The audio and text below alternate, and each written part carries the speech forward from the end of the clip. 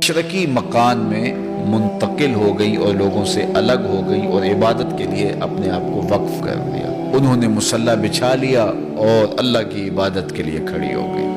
اللہ تعالیٰ ارشاد فرماتا ہے کہ انہوں نے جو ہے وہ ایک حجاب کر لیا، ایک پردہ کر لیا۔ ایک دن اچانک حضرت مریم سلام اللہ علیہا نماز پڑھتے پڑھتے جب سلام پھیرا تو کیا دیکھا کہ ایک نوجوان خوبرو مرد آپ کے پاس کھڑا ہے۔ حضرت مریم سلام اللہ علیہا کے بدن کے اوپر کپ کپی طاری ہو جاتی ہے، حیا سے چہرے کے اوپر سرخیاں آنے لگ جاتی ہیں۔ تو انہوں نے جب مرد کو دیکھا، وہ تھے تو اللہ کے فرستادہ حضرت جبریل امین جو انسانی شکل میں تھے، اور ایک خوبرو نوجوان کی صورت میں حضرت مریم کے پاس جا کے کھڑے ہو گئے۔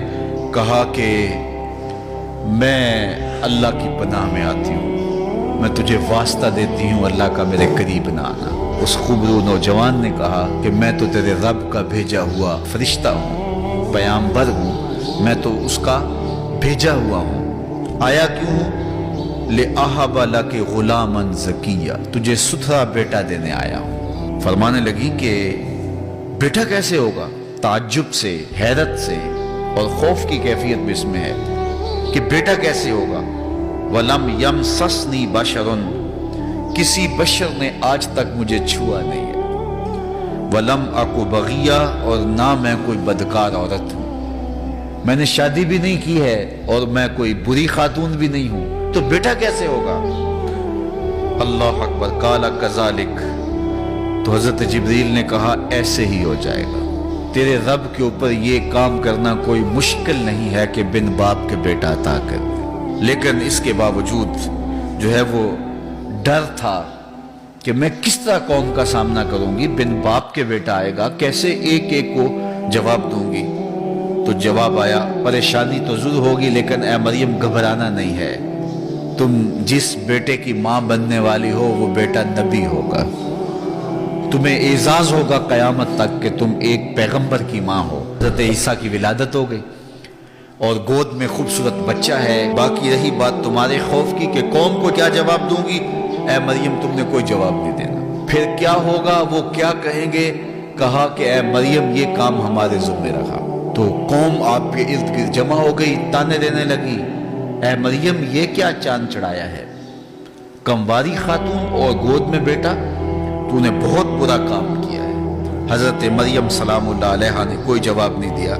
فَأَشَارَتْ إِلَيْهِ، جب اوکھا ویلا آیا تو اپنے بیٹے کی طرف اشارہ کیا، کہا اسی سے پوچھ لو، میں نے تو چپ کر روزہ رکھا ہوا ہے۔ ان کافروں کی آنکھوں میں آنکھیں ڈال کے حضرت عیسیٰ نے کلام کیا، تو بچے کا بولنا ماں کی پاک دامنی کی دلیل تھی، اور یہ سمجھنے والوں کے لیے کافی ہے۔ قال انی عبد اللہ، کہا میں اللہ کا بندہ ہوں، میں اللہ کا بندہ ہوں۔ آتانی الکتاب وجعلنی نبیا، اللہ نے مجھے کتاب بھی عطا کی ہے اور نبی بھی بنا کر بھیجا ہے۔